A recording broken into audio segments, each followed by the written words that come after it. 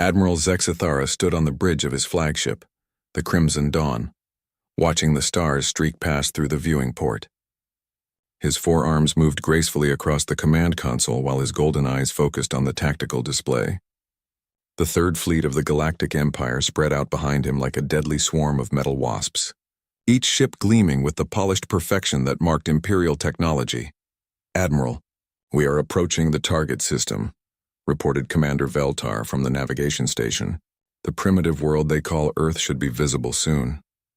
Zexithara's mandibles clicked together in what passed for a smile among his species. Another conquest, another world to add to the Empire's vast collection. For 3,000 years, the Galactic Empire had expanded across the galaxy, bringing civilization to the primitive races scattered among the stars. Some species joined willingly after seeing the Empire's superior technology. Others required more persuasion. The humans would require persuasion. Intelligence reports painted them as a young species, barely 200 years into their industrial age. They had only recently achieved faster-than-light travel and possessed crude energy weapons. Their ships were small, inefficient, and built with primitive materials like steel and titanium instead of the advanced composites used by civilized races. "Sir, we are entering the outer system now," announced the sensor operator. "Initial scans show..." "This is strange." Zexithara's attention sharpened. "Report. The planetary defenses are not what we expected, Admiral. There are no orbital defense platforms around the third planet. No military installations on their moon. Their space traffic appears to be mostly commercial vessels moving between their planet and what appears to be mining operations in the asteroid belt." The Admiral frowned. Most primitive species at least attempted to defend their homeworld when the Empire arrived. They built crude weapons platforms or assembled their pathetic fleets in a desperate last stand. The humans seem to be ignoring them entirely. "Perhaps they have not detected us yet," suggested Commander Veltar. "Impossible. Our fleet displacement is massive enough to be detected by any civilization with basic space technology." Zexithara studied the tactical display more carefully. "Show me these mining operations." The main screen shifted to display the asteroid belt between the fourth and fifth planets. Thousands of asteroids drifted in their ancient orbits, many showing signs of human industrial activity. Mining ships moved between the larger rocks, extracting metals and other resources. It looked exactly like what a primitive species would do when they first reached their asteroid belt. "Wait," said the sensor operator, his voice rising with confusion. "Admiral, there is something else. I am detecting a massive energy signature near the largest asteroid cluster. Show me." The screen zoomed in on a section of the asteroid belt where several large rocks had been grouped together. At first it looked like a natural formation, but as the image sharpened, details became clear that made no sense. What they were looking at was definitely artificial, but it was unlike any spacecraft in the Imperial database. The structure appeared to be built from actual asteroids, welded and fused together into a single massive object. Hull plating from human ships covered sections of the rocky surface, while what looked like engine exhausts protruded from various points. The whole thing was easily 3 times the size of Admiral Zexithara's flagship. "That cannot be a ship," Commander Veltar said, staring at the display. "It is too large. No species builds ships that size from asteroid material." The sensor operator worked frantically at his station. "Admiral, I'm reading massive power signatures from inside that object. Whatever it is definitely artificial and it is definitely active." As they watched, crude human writing became visible along one side of the massive structure. The letters were painted in simple white paint across the dark asteroid surface. "UNSV Absolute Unit." Zexithara felt a chill run through his body. The humans had built something that defied every rule of spacecraft design he knew. Ships were supposed to be sleek, efficient, and built from lightweight materials. This thing looked like someone had decided to hollow out several asteroids and turn them into a single vessel. "Admiral," the communications officer called out, "we are receiving a transmission from the human vessel. Put it through." The main screen flickered and showed the interior of what appeared to be a command center carved directly into rock. A human female in a simple blue uniform sat in a chair that looked like it had been welded together from scrap metal. Behind her, other humans worked at stations that appeared to be built into the asteroid walls themselves. "Greetings," the human said in perfectly clear galactic standard. "I am Captain Sarah Chen of the United Nations Space Vessel Absolute Unit. We have been expecting you." Zexathara composed himself quickly. I am Admiral Zexathara of the Third Imperial Fleet. By order of the Galactic Empire, this system is now under Imperial control. You will surrender immediately or face the consequences. Captain Chen smiled, and something about that expression made the Admiral uncomfortable. We appreciate the offer, Admiral, but we will have to decline. Earth is not interested in joining your empire. You do not understand, Zexathara said, his voice hardening. This is not a negotiation. Look around you. You face the might of an entire Imperial fleet. Your single vessel, no matter how large, cannot stand against us. You might be surprised, Captain Chen replied calmly. Would you like to find out? The transmission ended. Commander Veltar looked at his admiral with confusion. Sir, surely they cannot be serious. That is just one ship against our entire fleet. Zexathara studied the massive asteroid ship on his display. Something about this situation felt wrong. The humans were acting too confident, too calm. Either they were completely insane or they knew something the Empire did not. Begin the attack, he ordered. Target their engines and weapon systems. Try to disable rather than destroy. I want to understand what they think they are doing. The Third Fleet moved into attack formation with practiced efficiency. 27 Imperial cruisers and destroyers took position around the human vessel, their energy weapons charging and missile tubes loading. The Crimson Dawn led the formation, its main plasma cannon aimed directly at the center of the asteroid ship. All ships report ready. Admiral, announced the tactical officer. Zexathara looked at the massive human vessel one more time. It just sat there in space, not moving, not raising shields, not powering weapons. Either the humans were paralyzed with fear, or this was the most elaborate suicide mission in galactic history. Fire. 27 Imperial warships opened fire simultaneously. Plasma beams lanced across space, striking the asteroid hull of the human vessel. Energy missiles followed, their warheads designed to overload enemy shields and disable ship systems. The attack should have ended the battle in seconds. Imperial weapons were designed to penetrate any known defensive system and disable ships with surgical precision. Instead, the plasma beams struck the asteroid surface and simply spread out across the rock like water hitting a stone. The missiles exploded against the hull and accomplished nothing more than blackening small sections of the surface. The massive human ship sat in space completely undamaged. Impossible, whispered Commander Veltar. Zexathara stared at the tactical display in shock. Nothing could absorb that much firepower without taking damage. The humans had not even raised energy shields. They were just sitting there, letting Imperial weapons strike their ship, and somehow remaining completely unaffected. Then the asteroid ship began to move. For something that size, it should have been slow and clumsy. Instead, it turned with surprising grace and began accelerating toward the Imperial fleet. As it moved, sections of the asteroid hull began to open like flower petals, revealing dark spaces within. Admiral, the sensor operator said, his voice tight with fear. I am detecting massive weapon signatures from inside that ship. Energy levels are off our scales. The human vessel completed its turn and faced the Imperial fleet directly.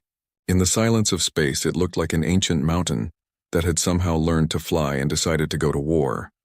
Captain Sarah Chen sat in her command chair, carved directly from the asteroid rock that surrounded her. The bridge of the Absolute Unit looked nothing like the sleek control rooms of other spacefaring civilizations. Instead of elegant curves and smooth surfaces, everything was built from practical necessity. Control panels were welded to rock walls, cables ran through carved channels in the stone, and the main viewing screen was simply a large monitor bolted to what used to be the interior wall of an asteroid. Ma'am, the Imperial fleet has fired on us, reported Lieutenant Rodriguez from the weapons station. Plasma beams and energy missiles. No damage to report, Sarah nodded calmly. She had expected this. The Empire always attacked first and asked questions later. It was their way of showing primitive species how outclassed they were. Unfortunately for them, humans had a different approach to shipbuilding than anyone else in the galaxy. How thick is our hull at the impact points? She asked. Approximately 200 meters of solid rock plus the titanium plating, came the reply. Their weapons are just making scorch marks on the surface, Sarah smiled. When human engineers first learned that other species built their ships from lightweight materials for speed and efficiency, they had asked a simple question. Why not just make the ship thick enough that weapons cannot hurt it? The answer, according to every other civilization, was that such a ship would be too heavy and too slow to be practical. Humans had decided to test that theory. All stations. Report status, Sarah ordered. Engineering reports all reactors online, called out Chief Engineer Kowalski from his station. Fusion plants 1 through 15 are running at optimal efficiency. We have power to spare. Navigation reports ready for movement, announced Ensign Park. All engine clusters responding normally. Weapon systems are armed and ready, Lieutenant Rodriguez reported with obvious excitement. All batteries loaded and targeting systems locked on Imperial vessels. Sarah stood up from her chair and walked to the main viewing screen. Through the reinforced transparent aluminum, she could see the Imperial fleet spread out before them. Their ships were beautiful in their own way, sleek, elegant vessels that looked like they had been designed by artists rather than engineers. Each one was probably fast, maneuverable, and packed with advanced technology. They were also about to learn why humans did not care about elegance. Open a channel to the Imperial flagship, Sarah ordered. The communications officer worked at his panel. Channel open, Captain. The main screen split to show Admiral Zexathera on his pristine bridge.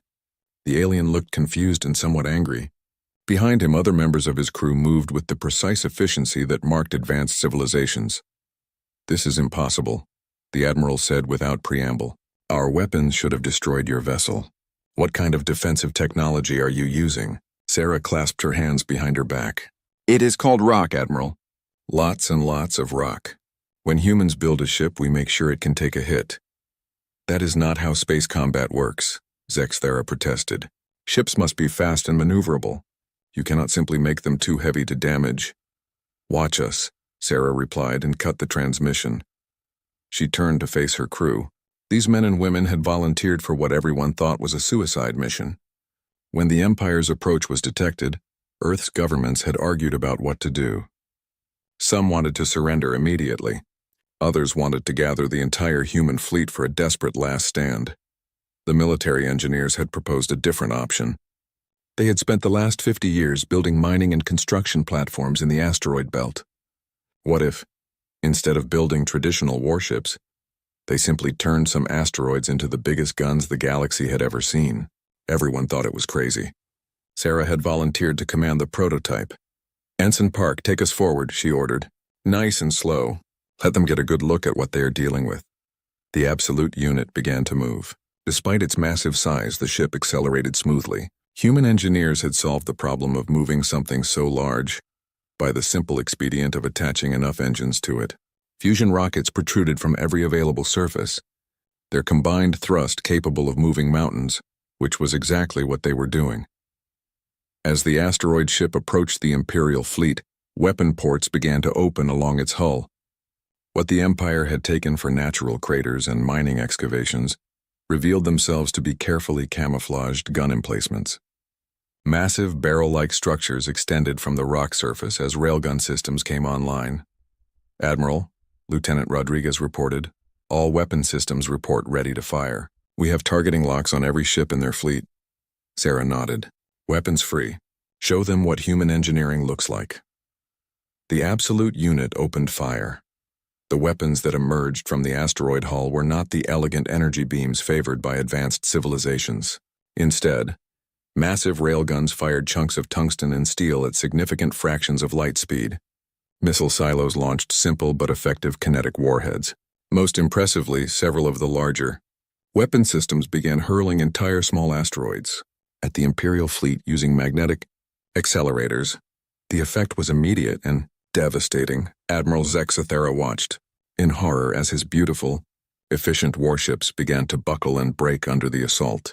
Imperial energy shields designed to deflect plasma beams and particle weapons proved useless against simple chunks of matter traveling at incredible speeds. The elegant armor plating that protected against energy weapons crumpled like paper when hit by multi-ton projectiles. Evasive maneuvers, he shouted, but his ships were too close together and the human weapons fired too fast. The primitive kinetic projectiles seemed to be everywhere at once. The Imperial destroyer Swift Victory took a direct hit from what appeared to be a small moon traveling at impossible speed. The ship's entire midsection simply ceased to exist. The cruiser Stellar Pride tried to retreat, but found itself in the path of a stream of tungsten rounds that punched through its hull like bullets through tissue paper. "Sir, we are losing ships," Commander Veltar reported, his voice tight with panic. "Our shields cannot stop their weapons.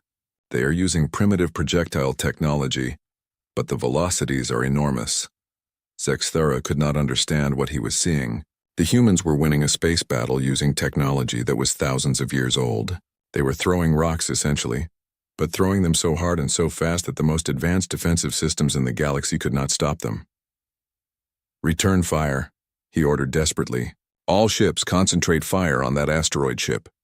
The remaining Imperial vessels turned their weapons on the Absolute unit and fired everything they had. Plasma cannons, particle beams, fusion missiles, and quantum torpedoes struck the massive human vessel in a coordinated barrage that should have reduced any ship to atomic particles. The asteroid ship continued firing without pause. The Imperial weapons left black scorch marks on its hull and nothing more. "Captain," Chief Engineer Kowalski reported over the comm system, "the Empire boys are tickling us again. Hull temperature has risen by about 2 degrees. Should I turn on the cooling systems?" Sarah almost laughed. "Not necessary, Chief. How are our ammunition supplies?" "We have enough tungsten rods to fight for about 6 months," came the reply.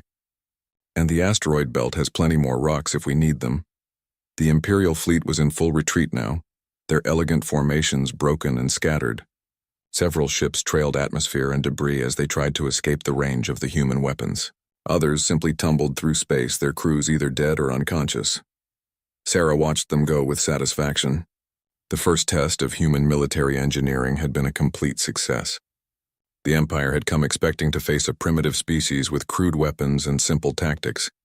Instead, they had encountered humans who looked at the problem of space combat and decided that the best defense was making your ship too tough to hurt, and the best offense was making your weapons impossible to stop.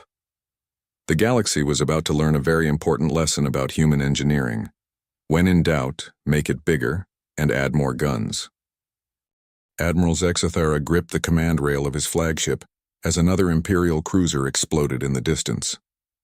The Crimson Dawn shook from the impact of human weapons striking its hull, and warning lights flashed across every control panel on the bridge. In 30 years of naval service, he had never seen anything like this. "Sir, the Golden Spear has lost main power," reported Commander Veltar, his forearms working frantically at his station. "The Void Hunter is venting atmosphere from multiple hull breaches." "The Night's Edge has gone completely silent." The Admiral stared at the tactical display in disbelief. Half of his fleet was either destroyed or disabled, and they had not managed to inflict any significant damage on the human vessel. Every rule of space combat that he had learned was proving useless against these primitives. "How are they doing this?" he demanded. "Our intelligence report said they barely achieved faster-than-light travel. Their technology should be centuries behind ours." The sensor operator looked up from his station with fear in his eyes. "Admiral, I think I understand what they are doing. They are not using energy weapons at all. Every projectile they fire is solid matter accelerated to extreme velocities."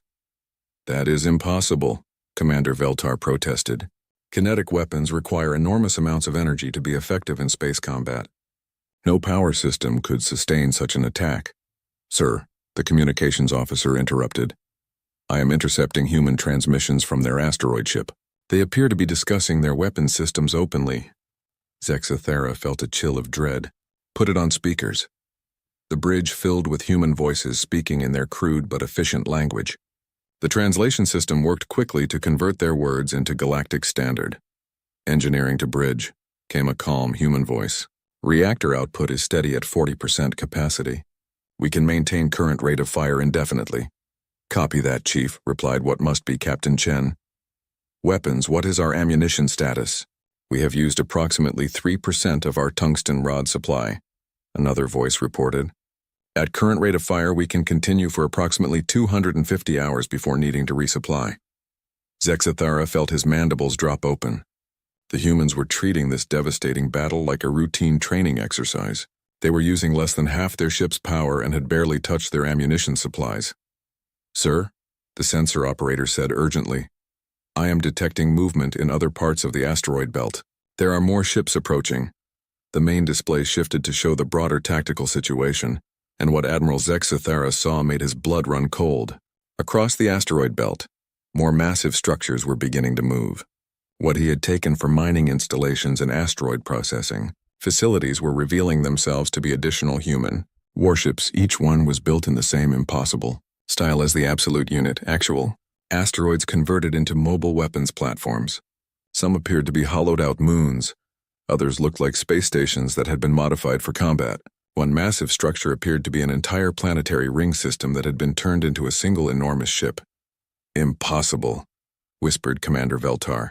"They have weaponized their entire asteroid belt."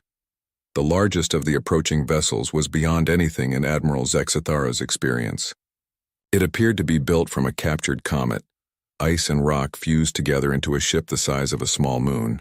As it moved closer, weapon ports opened along its surface like the eyes of some ancient space-dwelling beast. "This is Captain Rodriguez of the UNSV Big Stick," came a new human voice over the communications channel. "We are moving to support the Absolute Unit. All Imperial vessels are advised to surrender immediately." Behind the Big Stick, more human ships approached. Each one was unique, built from whatever large object had been available when construction began. Admiral Zexathara identified what appeared to be a weaponized space elevator, its massive structure bristling with railguns and missile launchers. Another ship looked like it had been built from a disassembled space station, its modular components rearranged into the shape of a giant hammer. "Admiral," the communications officer said with panic in his voice, "the humans are broadcasting on all frequencies. They want to talk." "Put them through," Zexathara ordered. Though he dreaded what he might hear, Captain Chen's image appeared on the main screen again. Behind her, the asteroid bridge looked exactly the same as before, as if she had not just been commanding a devastating space battle. "Admiral Zexathara," she said politely, "I hope you are beginning to understand your situation. The ship you have been fighting is just our prototype. As you can see, we have been busy in our asteroid belt." The Admiral tried to maintain his composure. "What do you want?" "Nothing complicated," Captain Chen replied. "We want you to leave our solar system and not come back. We want you to report to your superiors that Earth is not interested in joining the Galactic Empire, and we want you to understand that if you attempt to return with a larger fleet, we will be ready for you." Behind her, one of the human crew members called out, "Captain, the Big Stick is asking if they can test their new orbital bombardment system on the Imperial flagship." "Not yet." "Lieutenant," Captain Chen replied calmly, "give the Admiral a chance to make the smart decision." Zexathara looked at his tactical display again. The human fleet had grown to include dozens of massive vessels, each one larger than his flagship. His own force was down to less than half strength, and every minute of combat had proven that Imperial weapons were useless against human engineering. "Sir," Commander Veltar said quietly, "recommend immediate withdrawal. We cannot win this engagement." The Admiral knew his second-in-command was right, but accepting defeat to a primitive species would end his career and possibly his life. The Empire did not tolerate failure, especially failure on this scale. "Open a channel to Imperial Command," he ordered. "Priority 1 emergency transmission." When the connection was established, Admiral Zexathara found himself looking at the stern face of Fleet Marshal Kethvar, Supreme Commander of all Imperial naval forces. "Admiral," the Marshal said coldly, "explain why you are requesting emergency assistance for what should have been a routine subjugation mission." Zexathara took a deep breath. "Sir, the humans have developed weapons and tactics that our current fleet cannot counter. They have built warships from asteroid material that our weapons cannot penetrate. Their kinetic weapon systems can destroy our ships with ease." "Impossible," Fleet Marshal Kethvar replied. "No primitive species possesses such technology. You are making excuses for poor tactical planning." "With respect, sir," Zexathara said desperately, "I am transmitting our sensor data now. The humans have weaponized their entire asteroid belt. They have ships the size of moons. They are treating our attack as a minor inconvenience." The Fleet Marshal's expression changed as he reviewed the incoming data. His eyes widened as he saw the size and power readings of the human vessels. "By the void," he whispered. "What kind of species builds ships from asteroids?" "The kind that asks why not instead of why," Captain Chen's voice said suddenly. Both Imperial officers turned in shock to see that the human had somehow tapped into their secure communication channel. "Hello, Fleet Marshal," Captain Chen continued pleasantly. "I am Captain Sarah Chen of the United Nations Space Forces.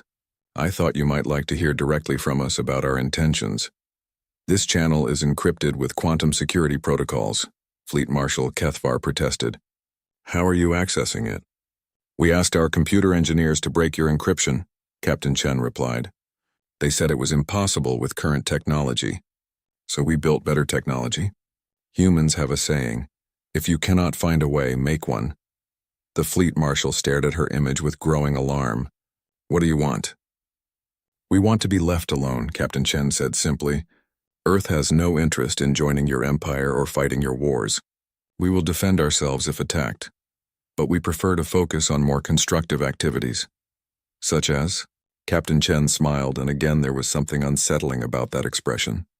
Building bigger ships and better weapons, mostly. It turns out that converting asteroids into mobile weapons platforms is quite addictive. We have some very exciting projects in development. Behind her, another human voice called out, Captain, the engineering team wants to know if we can show them the planet cracker. Not yet, Chief, Captain Chen replied. I think the Admiral has seen enough for today. Fleet Marshal Kethvar sat in his command center aboard the Imperial Dreadnought Eternal Dominion, 3 star systems away from the disaster that had befallen Admiral Zexathera's fleet.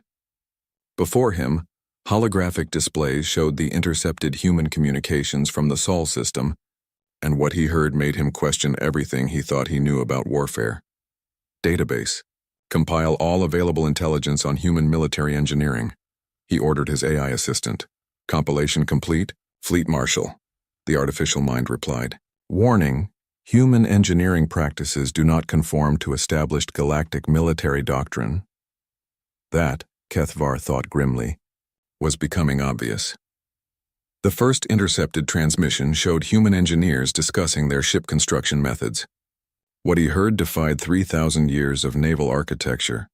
The problem with traditional ship design, a human engineer was explaining to his colleagues, is that everyone focuses on weight and speed. But what if we just don't care about those things?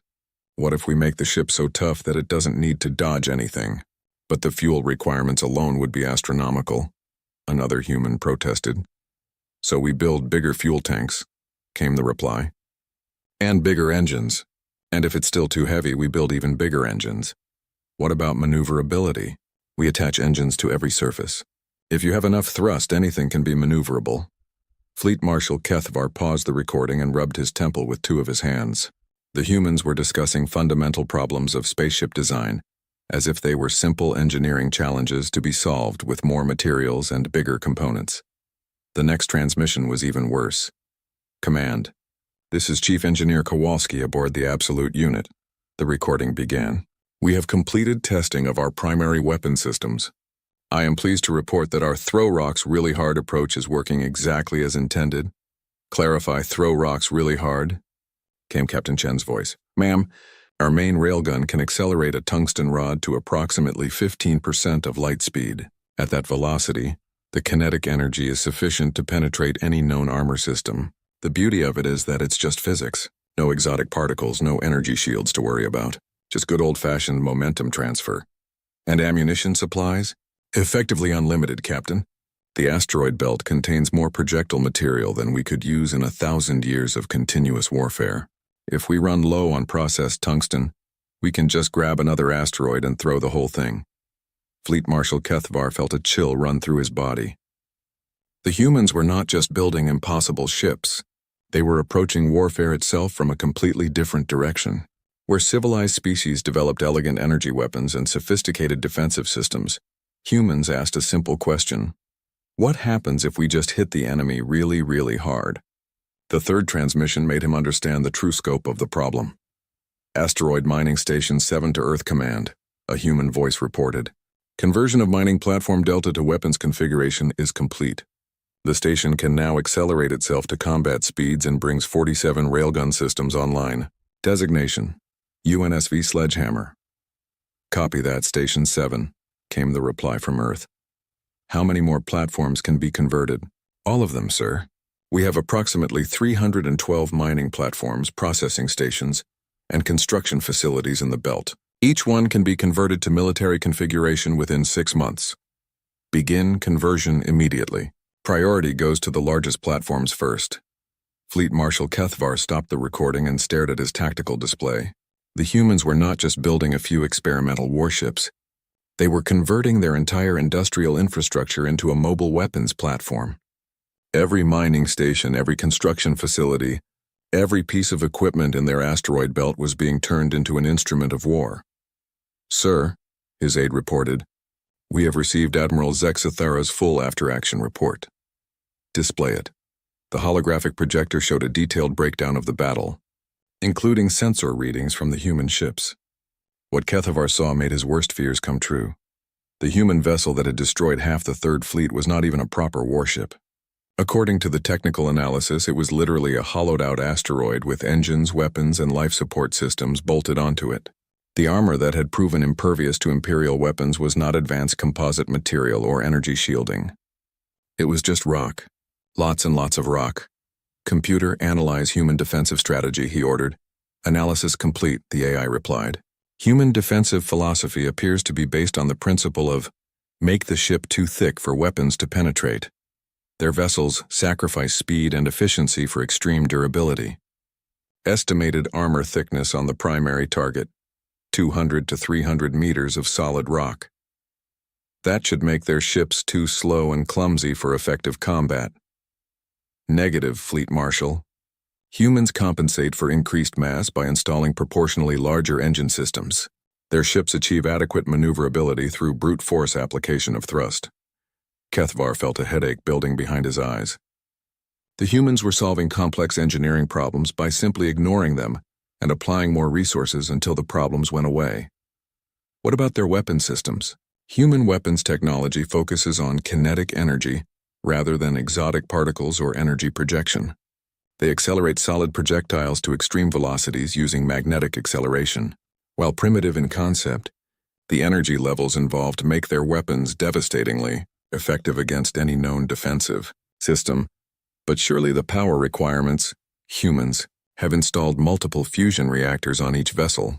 Rather than optimizing for efficiency, they generate overwhelming amounts of power and use it for both propulsion and weapon systems. The Fleet Marshal sat back in his command chair and tried to process what he was learning. The humans had looked at every rule of spacecraft design and decided to break them all. Instead of building fast, efficient ships with elegant weapon systems, they built flying fortresses that moved by brute force and attacked by throwing things really hard. The worst part was that it worked. "Sir," his communications officer reported, "we are receiving another transmission from the Sol system. It appears to be a general broadcast to all Imperial forces." "Put it through." Captain Chen's image appeared on the main display. She was still sitting in her asteroid command center, looking as calm and confident as ever. "Greetings to the Galactic Empire," she began.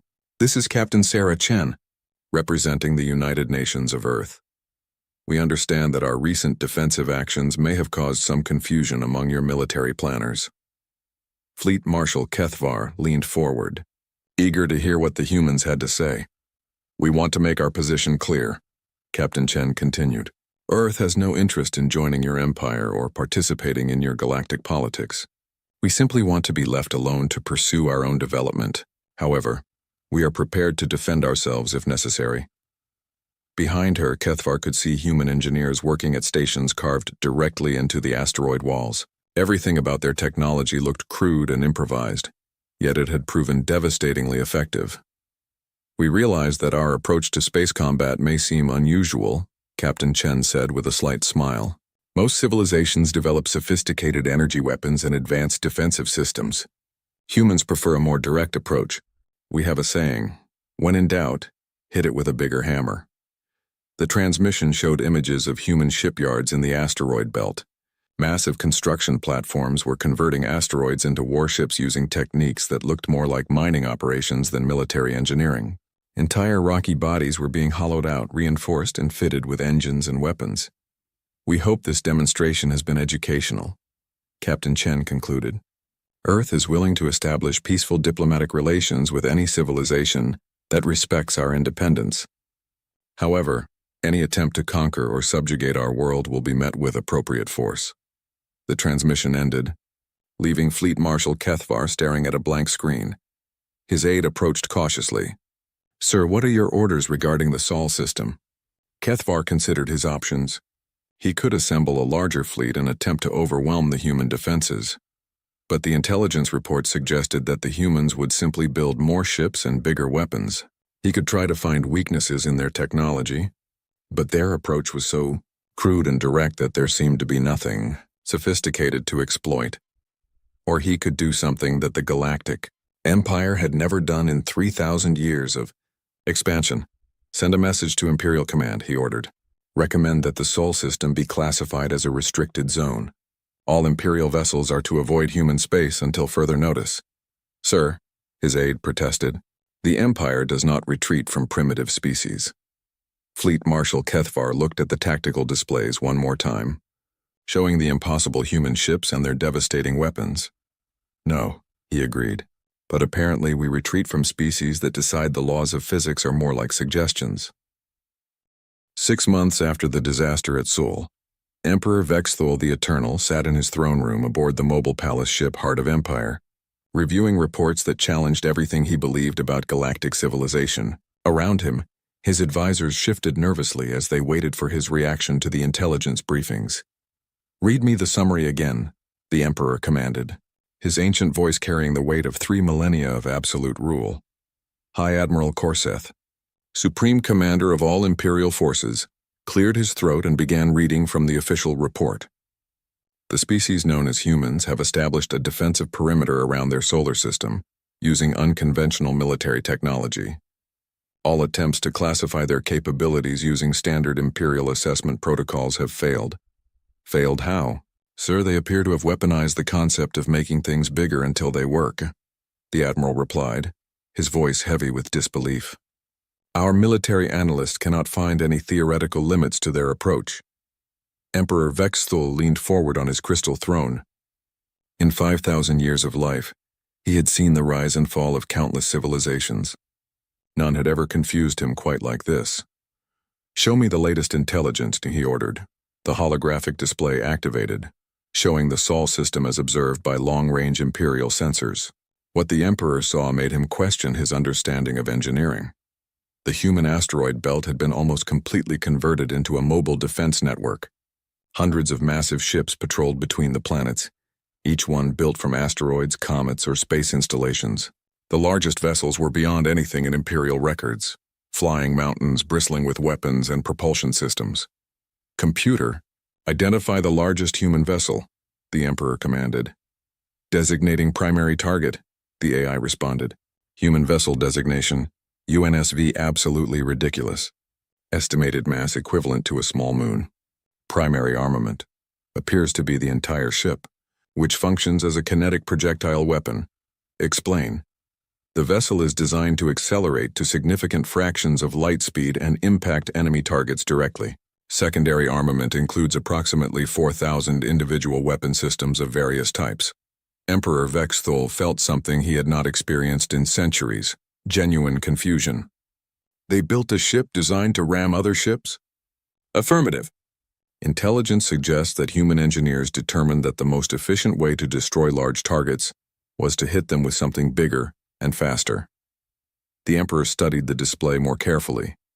Around the massive ramming ship, smaller vessels moved in formation. Each one was unique, apparently built from whatever materials had been available when construction began. Some looked like weaponized space stations, others resembled asteroid mining equipment converted for military use. What is the tactical assessment? He asked. High Admiral Korseth consulted his datapad. Sir, our best military analysts conclude that the human fleet could not be defeated by any conventional Imperial force. Their ships are too durable to be destroyed by energy weapons, and their own weapons can penetrate any known defensive system. Recommendations? Avoid Sol system entirely, sir. Classify humans as a non-contact species and establish a buffer zone around their territory. The Emperor was quiet for a long moment. The Galactic Empire had conquered thousands of worlds and absorbed hundreds of species. They had never been forced to simply avoid anyone before. What makes them so dangerous? He asked finally. Their approach to problem-solving, sir, replied his chief science advisor, stepping forward. When humans encounter an engineering challenge, they do not try to find the most efficient solution.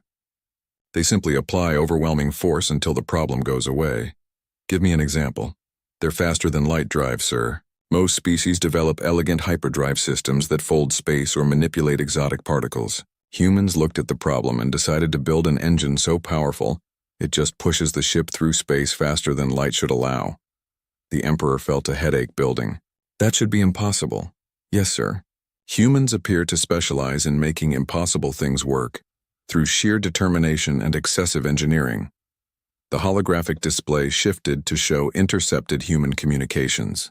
The Emperor listened with growing amazement as human engineers discussed their latest projects. Orbital Defense Platform 93 is now operational, a human voice reported. We have successfully converted the moon of Jupiter into a mobile weapons platform. Designation UNSV Moonshot. How mobile? Came the reply. It can achieve approximately 10% of light speed, sir. When it hits something, that something stops being there. Outstanding. What about the Planet Cracker project? Engineering team reports that we can have it operational within 2 years. Once complete, we will be able to accelerate entire planets to significant fractions of light speed. For what purpose? Mostly to see if we can, sir. Though I imagine throwing planets at people would be quite effective in combat. Emperor Vexthul turned off the recording and stared at his advisors. They are building weapons that can throw planets. Yes, sir, High Admiral Corseth confirmed. Human engineering philosophy appears to be, if it is worth doing, it is worth overdoing. They do not build one ship when they can build 100. They do not use small weapons when big weapons are available. But surely there must be limits to what they can construct. His science advisor shook his head. Sir, humans have access to the entire resources of their solar system, and they appear willing to convert all of it into military hardware if necessary. Their industrial capacity is growing exponentially as they automate more of their construction processes. The Emperor looked at the display again, showing the impossible human fleet. Each ship represented a complete rejection of civilized engineering principles, yet they were devastatingly effective. Sir, his communications officer announced, we are receiving a transmission from the Sol system. It appears to be addressed to you personally. Put it through. The main display showed Captain Sarah Chen sitting in what appeared to be a new command center. This one looked slightly more refined than the asteroid bridge he had seen in previous reports, though it still appeared to be carved directly from rock. Your Imperial Majesty, she said with a polite nod. I am Captain Sarah Chen of the United Nations Space Forces. I hope you received our previous messages regarding Earth's position on joining your empire. Emperor Vexthul composed himself carefully. We did. Your defensive demonstration was quite impressive. Thank you, sir. We have been working on some new projects since then. Would you like to see? Before he could respond, the display shifted to show the human asteroid belt. What the Emperor saw made his blood run cold. The humans had not just been building more ships. They had been building bigger ships, much bigger ships. Vessels the size of small planets moved slowly through space, their surfaces covered with weapon systems that defied comprehension. This is our newest prototype, Captain Chen explained. The UNSV Excessive Force. It is approximately the size of your smaller moons and can accelerate to 15% of light speed. We estimate it could destroy most star systems simply by flying through them. Why would you build such a thing? The Emperor asked weakly. Captain Chen smiled that unsettling human smile. Because we could, Your Majesty. Humans have a saying, go big or go home. We decided to go big. Behind her, another human voice called out, Captain, the engineering team wants to know if we should start work on the Galaxy-class weapons platform. Not yet, Lieutenant, Captain Chen replied. I think His Majesty understands our position. The Emperor stared at the impossible ships on his display. What do you want from us? Nothing, sir, Captain Chen said simply. We want to be left alone to pursue our own development. In exchange, we promise not to share our engineering techniques with other species or use our weapons outside our own solar system. And if we attempt to invade again, Captain Chen's expression became serious. Your Majesty, we really prefer peaceful solutions. War is expensive and wastes resources that could be used for more interesting projects. But if forced to fight, we will respond with appropriate force. Define appropriate force. Well, sir, we have been working on some theoretical weapon systems that could accelerate entire star systems to significant fractions of light speed. We call it the Galaxy Cannon Project. But let's not talk about that unless we have to. The transmission ended, leaving Emperor Vexthul staring at a blank screen. After a long moment, he turned to his advisors. New Imperial Directive. The Sol system is hereby classified as a restricted zone. No Imperial vessel is to approach within 50 light-years of human space without explicit permission from this throne. Sir, High Admiral Korseth protested, the Empire does not retreat from anyone. Emperor Vexthul looked at the tactical display one more time, showing the impossible human weapons that could throw planets like stones. We are not retreating, Admiral, he said quietly. We are maintaining a safe distance from a species that builds weapons by asking, what is the biggest thing we can throw at our enemies? And then build something to throw it. Thank you for watching and comment for next part.